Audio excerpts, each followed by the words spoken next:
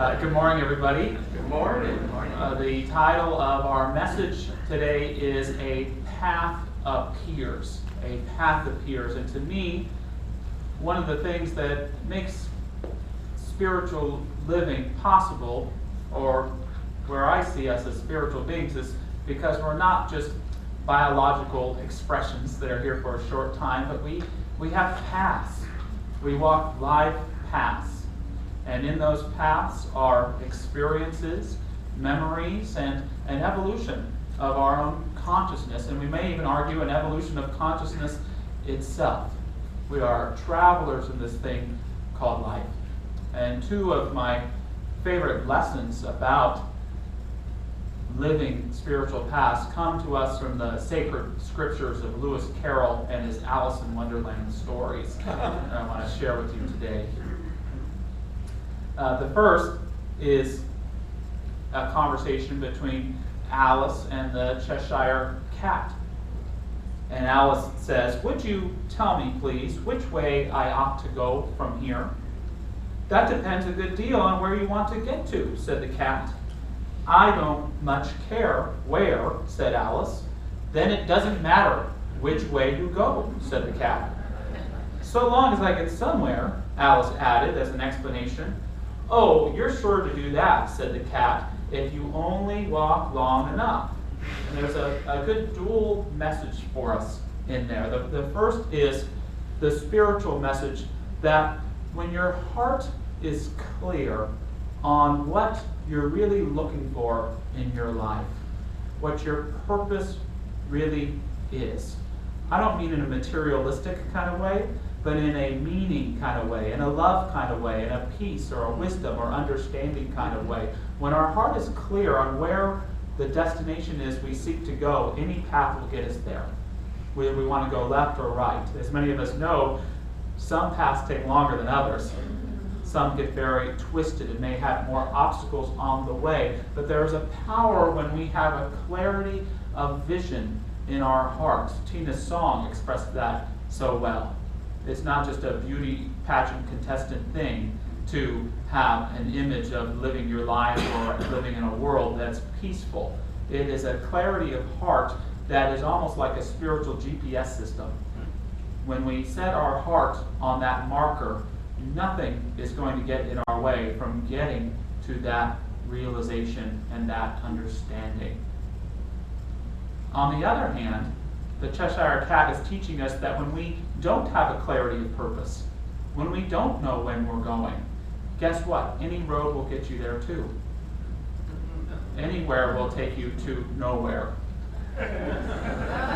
Because we don't know where we're going. Carroll would expand upon this after his writings. He said, and it's in a George Harrison song too, you're right, if you don't know where you're going, any road will get you there. For many of us, sometimes we feel a little lost on our path because we've gotten caught up in the way we think we're supposed to get there. That we forget the destination altogether, or we feel that the destination we're seeking is such an impossibility and we see no path of getting there. We feel stuck and find ourselves in a way that is pathless. However, we have to remember what Emerson said to us. He said, "Do not go where the path may lead. Go instead where there is no path and leave a trail." To make a way where there is no way is the greatest act of spirituality we can make in our lives. That's often what we're demanded to do in this thing called life, living it period, but especially when we face major challenges. To make a way where there is no way. But guess what? There's never been a you before either. And that's what we're called very much to do when it comes to solving a seemingly impossible to solve problem or a challenge that seems like it will never be overcome, whether it's something personal in our life or it's something we see in the news like hunger or ISIS or whatever the heck these guys call themselves. It doesn't really matter to me, but we know what they are, right? They're people who so become twisted in their understanding of life that they would denigrate it and desecrate it. But when we recognize that even though these things may seem so hard to fix, that it's our job to make a path where there hasn't been one yet. to stand in clarity and recognize that there's such thing as a grace of God. There's such thing, dare I say, of a magic that can take place when we walk and face and confront that way where there seems no way. We get a little bit of help. I was just talking with a congregant here a few weeks ago who shared with me that he was working on a construction project and there was going to be an inspector to come look at the place, and he was nervous about it. And so in his prayer that day, he said, God, show me a sign. I'm ready. Show me a sign that everything's going to be okay. And he got to the job site, and the inspector showed up, and he had a ring on his finger. And it was a ring of our Science and Mind teaching symbol, which you can see right there. And he didn't bring it up to the man, but he knew it was his sign that everything was going to be okay. Now, am I saying that God gives a sign whenever we ask for them? I don't know. I don't know about that. But I do know and trust, not in trying to force a way in our lives, but when we face a challenge or a difficulty or an uncertainty, an unknowingness, but with the full awareness of the truth of who we are, of a willingness for the grace or that little bit of magic to take place, amazing things can happen. It demands courage, yes, but it also allows for the possibilities of the Spirit. My other favorite part of Alice in Wonderland is after she's gone through the rabbit hole and she finds herself in a hall full of doors. The doors are locked, of course, too. Suddenly, she came upon a little three-legged table, all made of solid glass. There was nothing on it but a tiny golden key, and Alice's first idea was that this might belong to one of the doors of the hall. But alas, either the locks were too large or the key was too small. But at any rate, it would not open any of them. However, on the second time round, she came upon a low curtain she had not noticed before, and behind it was a little door about 15 inches high. She tried the little golden key in the lock, and to her great delight, it fitted. And as we know in the story, it's not that simple, right? She has to find a little cookie and eat it and get small, but then she forgot the key, and so she eats the cookie again, and she gets super tall, and then Jefferson Airplane wrote a song about it. But eventually, she gets through. And to me, that's the power of life. I love the analogy of the locked doors because those all represent the ways that other people have entered into Wonderland. It represents the path that have been made, and the reason that they're locked is because we haven't gone through those doors before. You have to remember what Joseph Campbell said. He said, where there is a path, it is someone else's path. You are not on your own path. If you follow someone else's way, you are not going to realize your potential. I think the other thing that we find is when it comes to facing the challenges in our world, in our own lives, there's not some wide open space that says this way with green lights, right? We really have to look for those smallest of openings, just like Alice discovered when she looked really hard. It's that little bit of opening that's like when you're in a conflict with someone you love and you want to reconcile. You can't just fix it. You have to wait and listen for that opportunity to have an authentic moment, or to apologize, or to listen a little bit more deeply. It's those little openings in life that initially it might seem impossible to fit through, but that's where that magic comes in. It might be a moment to honor the work that somebody's doing. It may take a moment to stand up to an act of violence that we see in the world in a really powerful way. It's these little openings that we have to take advantage of that, in a sense, can be offering us the opportunity to grow, to deepen, and better life around us. I have one more quote to speak to pass today, and the quote is from Lu Xun, and he was a Chinese thinker and activist, and his saying on A Path Appears is the title of our book of the month, but he says, "Hope is like a path in the countryside. Originally, there is nothing, but as people walk this way again and again, a path appears." One more time. Hope is like a path in the countryside. Originally, there is nothing, but as people walk this way again and again, a path appears. It reminds me that we in humanity are a little bit like that element of water. We have a flow to us. We have a buildup about us. That a lot of people see us as soft and perhaps maybe insignificant, but really we're very important to this thing called life and very, very powerful. Sometimes we don't change things in just a moment, but if you give us even a few centuries it might take, we can move mountains. We can transform the rocks and the seemingly unmovable foundation of things out there in the world.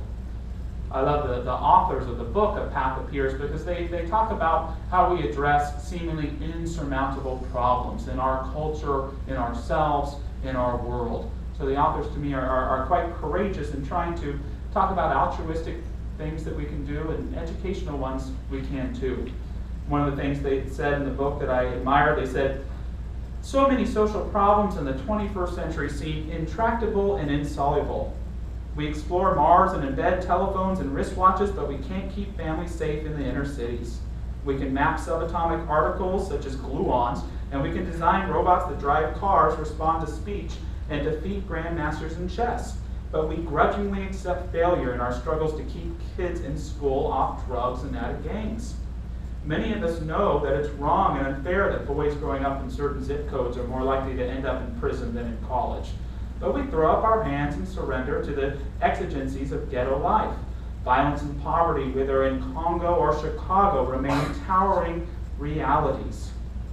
And the biggest mistake that I think we can make in the towering realities is to try to ignore them or try to deny them, whether that's in our own consciousness, our own personal lives, or in the world. The truth is that there are problems in the world that we can highlight as definite wrongs. Hunger is a wrong. Disease is a wrong. The Islamic terrorism is a wrong.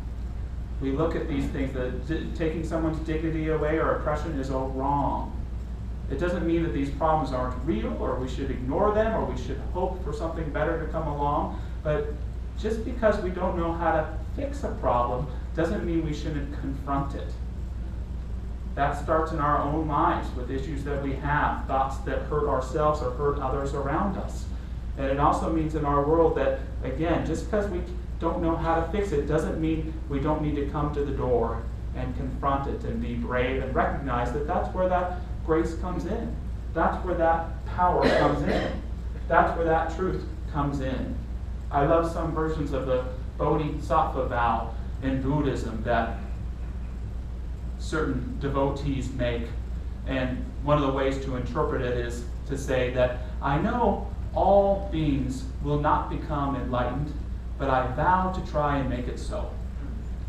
Or they might say something like, I know that suffering in this world is endless, but I vow to stop it. Some might say that this would be a vow of someone ignorant, but I say it's the vow of someone who has true spiritual courage and has a true understanding that it's not us in ourselves that changes the world, but it's us being willing for a transformation of consciousness to happen in us and hopefully for others around us as well. When we dedicate ourselves to that heart's vision, again, that Tina expressed so well through that song that we sang, we can be a presence for a greater way in our world. We can, in a sense, fulfill that metaphor of being like water. This idea of being like water is something that has been taught to us by ancient Chinese philosophers for centuries. You know, Lao Tzu says the best man, and I'm sure he means woman too, is like water. Water is good. It benefits all things and does not compete with them. It dwells in lowly places that all disdain. This is why it is so near to Tao. I like this message too, especially this one about disdain, is that being spiritual isn't living with our head in the clouds, but with firm feet on the ground, recognizing that by being a presence for transformation in our lives, and only by doing that, can the lesser things in the world be transformed. In the Chinese I Ching, it says this, and if any of our national leaders were consulting an oracle, I don't know if they do, I would suggest the I Ching so that they could get to this statement here. It says, the water endlessly flows and fills up to a certain limit. The corners it is flowing through, the water is not afraid of any dangerous place. of any falling, and there is nothing making it lose its essence. Under all circumstances, it remains equal to its nature.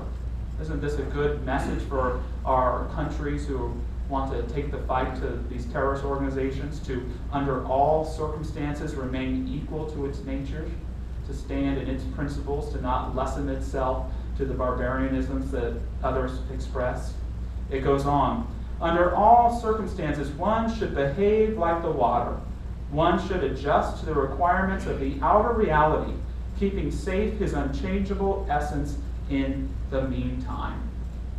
One of the things that I love that the authors address in the book, The Path Appears, is how we as individuals can address the seemingly insurmountable problems in our world, that what each of us can do and what we can try and do starting today.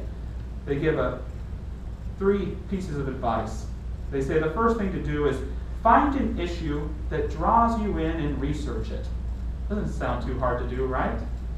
Find an issue that draws you in and research it. It could be a disease going out there in a part of the world. It could be Islamic terrorism. It could be hunger in the United States.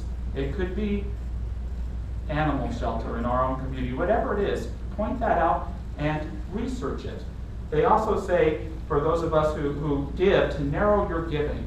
That is perfectly fine to give all over the place, but there's something powerful when you pick 1 or 2 places and really focus in. I give to this church, and I pick a couple places each year to try and focus on. We were just talking about doing this as our own giving practice in our church. Second, volunteer. Get involved, or do something more than just writing checks. There's something about putting our feet to the pavement to making something happen. And there's volunteers or opportunities all out there. And if you can't find one, we have some that serve our greater community right here in this church.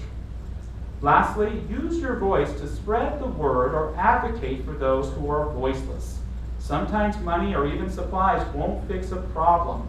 It needs a change of awareness or a holding accountable of politicians. So speak your voice. It reminds me of what Martin Luther King said. His thing was love. His heart's vision was love and brotherhood. And he said, I believe in love and I'm going to talk about it wherever I go.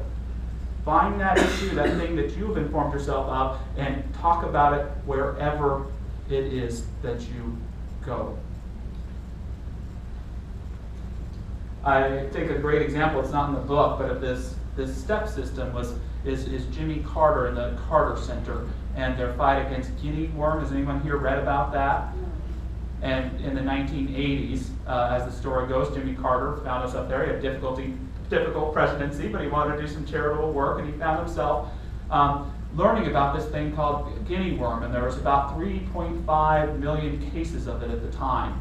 And guinea worm is something that children, adults get from drinking stagnant water, unfiltered, dirty water, and it doesn't kill you, but these worms grow in your body, sometimes 3 feet long, and burst out of you. So it's crippling, it's paralyzing, it keeps people from work and from school and from making any sort of living in their life. And so what Carter and the members of his Carter Center decided to do is, we're going to pick this thing, this one thing, and we're going to fight it. And they gave money to it, and they publicized awareness about it, and they went in and they dug better wells, and they educated people about how to support themselves with filtering water. And at that time in the 80s, 3.5 million cases. This last year, guess how many cases they had? 156 in the world that they could document. So just one thing. Pick that one thing, and you might be amazed about what you can do for the world around you, or even in the life of someone that you love and care about around you. Jimmy Carter was once quoted as of saying, I have one life and one chance to make it count for something. I'm free to choose what that something is, and the something I've chosen is my faith. Now my faith goes beyond theology and religion and requires considerable work and effort. My faith demands, this is not optional, my faith demands that I do whatever I can, wherever I can, whenever I can, for as long as I can, with whatever I have to try and make a difference. And to be honest, my first feeling when I read that is guilt. But how am I supposed to keep up with a 90-something-year-old, right? That's not supposed to happen. But We should take it as a loving, kick in the butt to remind ourselves of how we can better pay attention and not ignore the suffering or the ignorance or the great misunderstanding and, worst of all, sometimes the twisting of truths that people use to create pain in their own lives or in the lives of others. To anchor what I'm talking about in some spirituality, we can take these tips that the author suggests and apply them to our own lives. Find that issue, that thing in your own consciousness that is causing and raising havoc in your life. Research it. Understand where it comes from. Understand when you practice it. Help it. Treat it. Talk about it in safe places. Not wherever you go. We don't want to hear about it all the time. But see a practitioner. Go to a support group. Work on it and address it. All of us know that none of our problems were ever solved by keeping or pushing them in the dark. It is only when we bring them into the light that the awareness of ourselves, of others, and of divinity can really come in and make that transformation. But again, anchor it in that recognition of the desire and the clarity of your heart. What is the purpose of your living? Why are you here? If you don't know why, then why do you choose to be here?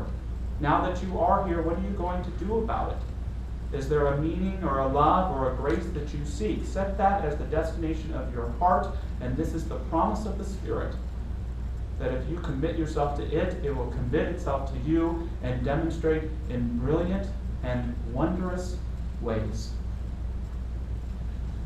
So just taking a prayerful moment, I invite you to become aware of that desired space in your heart, that reason why you're here, knowing that the destination is always within. May we walk our path in clarity, and may we not be afraid to change course if our destination calls it. I know that's the biggest mistake in my life that I make, is I get attached to what the course should look like as opposed to the destination, and I miss it every time I do that. So just bringing in awareness, that destination of the heart, let us live from it with clarity, with sincerity, with power, with a fearlessness, and with strong affection. And so it is. Amen.